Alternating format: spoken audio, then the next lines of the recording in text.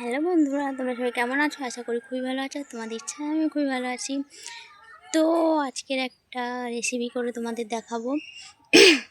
তো চলো দেখাই। তো দেখো, এখানে আমাদের গাছ বসিয়েছিল, অনেক রকমের গাছ হয়েছে এখানে। তো বড় হলে তোমাদের সঙ্গে সেটা শেয়ার করব। তো আমি এখন এই গাছটা থেকে একটা বেগুন তুলে নেবো। দেখো বেগুনটা এইটুকু বেগুন। তো আজকের বানাবো এই বেগুনটার ভর্তা।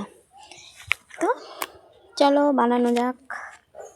তো ভর্তার জন্য আমি এখানে নিয়ে নিয়েছি 2টো পেঁয়াজ, রসুনের কোয়া, শুকনো লঙ্কা, টমেটো আর ধনেপাতা।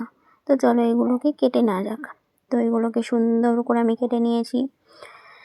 পেঁয়াজ, রসুন আর ধনেপাতাটা কেটে নিলাম। তো এখানে সব উপকরণগুলো ভেজে নিয়েছি।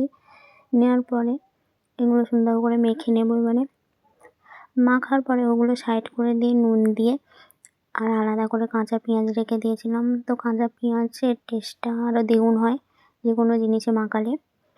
তো তারপরে রসুনটা ভেজে নিয়েছি, কারণ রসুন কাঁচা দিলে একটা গন্ধ আছে ওর, তার জন্য রসুনটা হালকা করে ভেজে নিয়েছি। তো ভাজার পরে এবারে সব উপকরণগুলো সুন্দর করে আবার মেখে নিয়ে লাস্টে ধনেপাতাটা দিয়ে দেবো। তো আমার বেগুন ভর্তা রেডি। তো ভালো লাগলে একটা লাইক করে দেবো।